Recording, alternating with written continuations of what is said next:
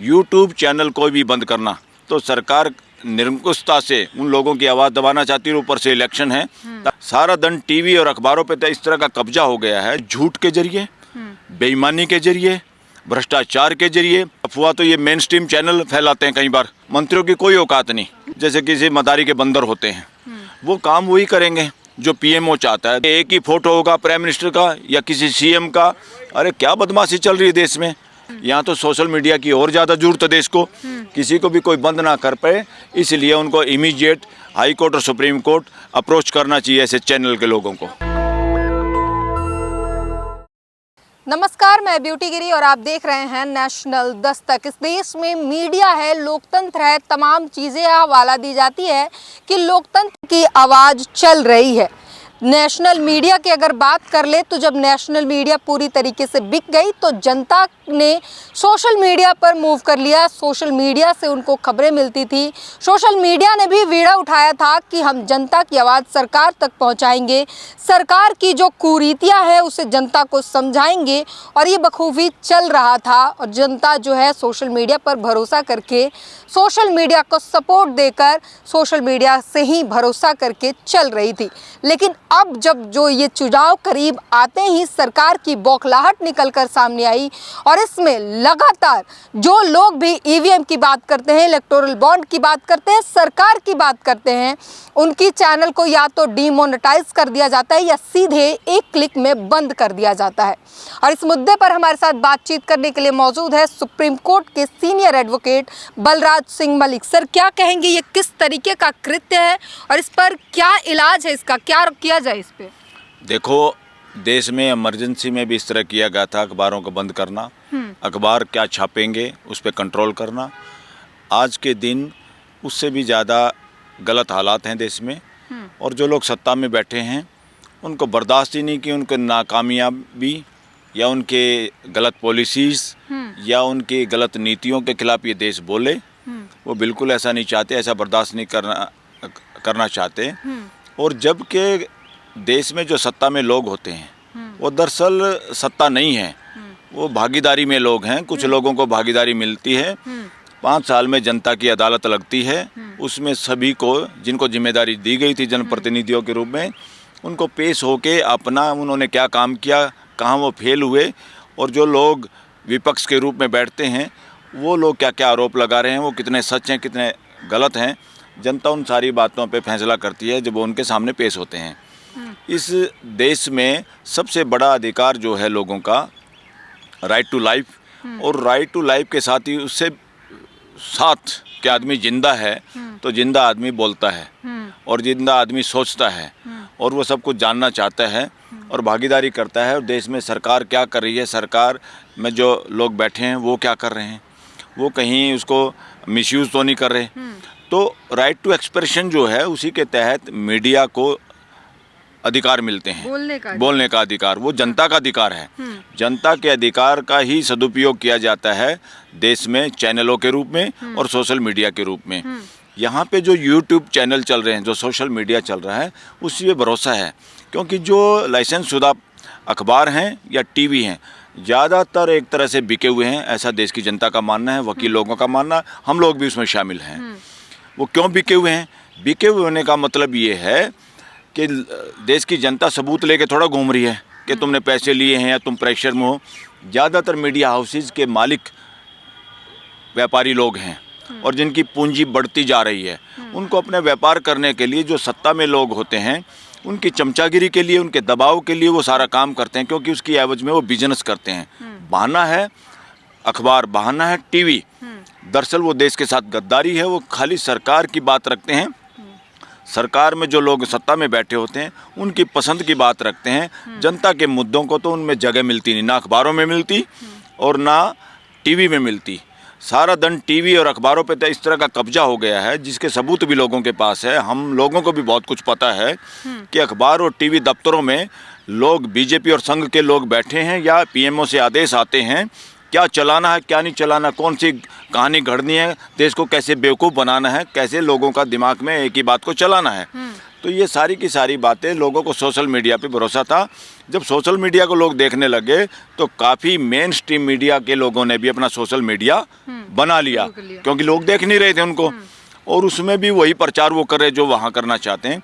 उसमें भी व्यूवरशिप उन्हीं की सोशल मीडिया की ज़्यादा है। सोशल मीडिया पे लोग ज़्यादा विश्वास करते हैं। सोशल मीडिया आम लोगों से बात करता है, आम लोगों की आवाज़ बन के उभरा है सोशल मीडिया। इसलिए पेट में दर्द है सत्ता में बैठे हुए लोगों को, या उन सभी गलत लोगों को कहूँगा मैं, जो सत्ता में बने रहना चाहते हैं झूठ के जरिए, बेईमानी के जरिए, भ्रष्टाचार के जरिए, देश को बेवकूफ़ बनाने के जरिए, गलत इन्फॉर्मेशन दे के सही बात की जानकारी ना दे के छुपाना चाहते हैं बातों को। इसलिए वो बोलने के अधिकार को बंद करना चाहते हैं। यूट्यूब चैनल को भी बंद करना, यूट्यूब की हिम्मत नहीं है। यूट्यूब कैसे देश और पूरी दुनिया के हिसाब से चलता है, उसके भी कुछ नॉर्म्स हैं, इंटरनेशनल नॉर्म है, मगर वो इंडिया में सर्वाइव करने के लिए उसको इंडिया के कानून भी फॉलो करने होते हैं। ये इंडिया के कानून वही हैं। ऊपर से देश में इलेक्शन है और लोग चाहते हैं, सत्ता में जो बैठे हुए लोग, कि कैसे गला घोटा जाए। ये शरारत लगती है देश में जो मिनिस्ट्री है, जो जिम्मेवार है इसके लिए, वो यूट्यूब को कैसे एक्सप्लॉइट करना चाहती है। यूट्यूब वाले भी बिजनेसमैन लोग हैं, व्यापारी लोग हैं। जैसे हमारे चैनलों के मालिक व्यापारी हैं, वो भी आखिरकार व्यापारी हैं। वो सरकारों के सामने झुक जाते हैं। इसी में एक सवाल पूछूंगी कि क्या इस तरीके से स्वतंत्र पत्रकारिता करने वाले लोगों के यूट्यूब चैनल को बंद कर देना और जो भी सोशल मीडिया का अकाउंट है उसे बंद कर देना किसी के निजी जीवन पर और उनके खासकर उनके पेट पर लात मारने जैसा नहीं है? दूसरा, जनता को सच्चाई जानने से रोकने जैसी चीजें नहीं हो रही है ये देश में? देखिए, ये बकवास है। अगर कोई ये कहता है इस चैनल ने झूठी खबर फैलाई है, ये अफवाह फैला रहा है, ये फलाना पर, अरे अफवाह तो ये मेन स्ट्रीम चैनल फैलाते हैं कई बार। क्या क्या बकवास बनाते हैं अखबारों का। छिड़ गया युद्ध, हो जाएगा विनाश धरती का, इजराइल ने ये कर दिया, या फलाने देश ने ये कर दिया, या पाकिस्तान ने ये कर दिया। कितनी बकवास खबरें चलाते हैं जिसको देखना भी नहीं चाहता। वो कौन कहता है इनको चलाने के लिए? ये हिडन एजेंडा चलाते हैं। और इनका कुछ बिगड़ता क्यों नहीं? क्योंकि ये उन लोगों के हिसाब से चलाते हैं जो लोग सत्ता में बैठे हुए। किसी का भी चैनल बंद करना, अगर उसमें कुछ कंटेंट गलत हैं तो बेकायदा नोटिस हो और बेकायदा कोर्ट के सामने बात जाए। क्योंकि एक तरफा अगर उनको बंद करना है तो सरकार निरंकुशता से उन लोगों की आवाज़ दबाना चाहती है। ऊपर से इलेक्शन है, ताकि लोग सच्चे सोशल मीडिया के जरिए भी अपनी खबर ना फैला सकें, ना देख सकें, और देश सही तरीके से चीज़ों को ना समझ सके, ना जान सके, और जो कुछ सरकार परोसना चाहती है वही चीज़ देखें। बार बार उन्हीं चीज़ों को दिखाया जाए। ये अपने आप में गैरकानूनी काम है, असंवैधानिक काम है। इस तरह से यूट्यूब चैनलों को जो बंद कर रहा है बिना उसके, अगर कोई चैनल के खिलाफ कंप्लेंट है तो उसको नोटिस मिलना चाहिए बेकायदा। नोटिस मिलने के बाद उसका फैसला चैनल बंद हो या नहीं हो, ये कोर्ट के जरिए होना चाहिए, किसी मिनिस्ट्री के जरिए नहीं। मिनिस्टर या मिनिस्ट्रियाँ या ऑफिसर्स मजबूर हैं सत्ता के लोगों की गलत बातों को मानने के लिए। बहुत सारे लोग ना चाह के भी लंबे लेट जाते हैं, अफसर, कर्मचारी। और नेताओं की तो औकात ही नहीं देश में, मंत्रियों की कोई औकात नहीं। मंत्री के सारे उसी तरह से हो रहे हैं जैसे किसी मदारी के बंदर होते हैं। वो काम वही करेंगे जो पीएमओ चाहता है। दरअसल सारी की सारी कहानियों की जड़ इस देश में लोगों के फंडामेंटल राइट्स को ख़त्म करने की जड़, और जो भी गड़बड़ हो रही है वो पीएमओ से निर्देशित होती है। और पीएमओ का इस बात पे टेस्ट किया जा सकता है कि देश का पीएमओ कैसे काम करे, और देश में प्राइम मिनिस्टर जिस लेवल का आदमी है उसके दिमाग में क्या चल रहा है, वो देश के लोगों के फंडामेंटल राइट के प्रति कितना पॉजिटिव है या कितना नेगेटिव है, इन बातों से पता चलता है। और देश किसी भी तरह से चुप रहना या गूंगे रहना या एक तरफा बात सुनना ये कतई नहीं चाहता। सर, आप खुद वकील हैं, सुप्रीम कोर्ट के वकील हैं, सारी चीज़ों को जानते हैं, इसलिए आपसे पूछ रही हूँ। हमें जो नोटिस आते हैं यूट्यूब पर वो देता है कि हार्मफुल कंटेंट के वजह से, तो क्या ईवीएम के बारे में बात करना, इलेक्टोरल बॉन्ड के बारे में बात करना है, या सरकार की किसी नीतियों का आलोचना करना हार्मफुल कंटेंट में आता है? बिल्कुल हार्मफुल कंटेंट नहीं है। ये हार्मफुल कंटेंट बीजेपी के लिए है, इलेक्शन के लिए, ताकि उनको इलेक्शन में नुकसान ना हो जाए। वरना हार्मफुल कंटेंट का फैसला करने वाली मिनिस्ट्री होती कौन है? कानून न्यायालय करे इन बातों को। वरना मिनिस्ट्रियाँ तो वो काम करती हैं जैसे मदारी का बंदर करता है। औकात ही नहीं बची इस देश के अफसरों में और नेताओं में कि कोई जुबान खोल सके। सारे के सारे दास प्रथा दुनिया में ख़त्म हो गई। हमारे यहाँ देखे लंबी लाइन में, अपने आप ही लाइन में लग रहे हैं लोग दास बनने के लिए। उनमें देश के एमएलए शामिल हैं, एमपी शामिल हैं, मंत्री शामिल हैं, अफसर शामिल हैं। पता नहीं क्या हो गया इस देश को, क्या कमाना चाहते, किस भय में जीना चाहते हैं। अपनी आने वाली पीढ़ियों को या अपने बच्चों को क्या घर में जाके मुंह दिखाते होंगे कि हम इतनी सारी बदमाशियां करते हैं, सरकार के कहने के लिए चमचागिरी में ये देश धरोह कर रहे हैं, हम देश के लोगों के खिलाफ हम काम कर रहे हैं और चैनलों को जानबूझ के हार्मफुल कंटेंट करके वो कर रहे हैं। अरे भाई, ऐसे तो पुलिस भी कोई धारा लगा देती है, फैसला उसका कौन करता है? न्यायालय करते हैं। इसलिए हार्मफुल कंटेंट की डेफिनेशन क्या है, कैसे तुम बंद कर सकते हो? इस तरह से ये सारी जालसाजी है। ये किसी यूट्यूब व्यापारी आदमी हैं, उनको ये मंत्रालय डरा के और इन चैनलों को बंद, न केवल इनको किया, औरों को भी ये कर सकते हैं जिनके सब्सक्रिप्शन ज़्यादा हैं और जिन लोगों को ज़्यादा देखा जाता है कि उनको ना देख पाए और चैनल बंद कर दिए जाएं। इसलिए ये गुंडागर्दी के खिलाफ चैनल के लोगों को कोर्ट के सामने भी आना पड़ेगा, जहां यूट्यूब भी बुलाई जाएगी और वो मंत्री संतरी या मंत्रालय या वो ऑफिसर बुलाए जाएंगे जो एसी के दफ्तरों में देश के पैसे से तनख्वाह लेके अपने घर पालते हैं और देश के खिलाफ काम करते हैं। इन्हीं सब हरकतों से जब कहा जाता है कि डेमोक्रेसी खत्म हो रही है, देश में तानाशाही आ रही है, तो तमाम ऐसे लोग उठ के आते हैं, कहते हैं कि अगर डेमोक्रेसी खत्म हो रही है, तानाशाही है, तो आप बोल कैसे पा रहे? क्या कहेंगे उनके लिए? अरे बोल तो इसलिए रह पा रहे हैं, बोल रहे हैं। जब सही बात बोलते हैं तो फिर बंद क्यों करते हो? मिर्ची क्यों लगती है? देश के लोगों को बोलने दो। अरे तुम, प्राइम मिनिस्टर बोलता है, मंत्री बोलते हैं, नेता बोलते हैं, सीएम बोलते हैं, कोई भी बोलता है, बोलने से कोई रोक सकता है क्या? तुम बोलते हो एक तरफा, तुम्हारी सुने। प्राइम मिनिस्टर मन की बात करता है, वो देश के लोगों से पूछता है कि तुम्हारा कंटेंट खराब है, बहुत सारी तो बातें तुम्हारी पसंद नहीं है इस देश को। उसको कौन बताएगा? कैसे उसको फिर बंद करेंगे? आकाशवाणी को या दूरदर्शन को? उसको तो वो तो कुछ भी कहेंगे। हमारे संविधान में कोई आदमी की गारंटी का कोई प्रोविजन ही नहीं, कॉन्स्टिट्यूशन में ना किसी नाम से कि राहुल गांधी की गारंटी या नरेंद्र मोदी की गारंटी। ये बकवास है। इस देश के लिए कानून में ये प्रोविजन ही नहीं।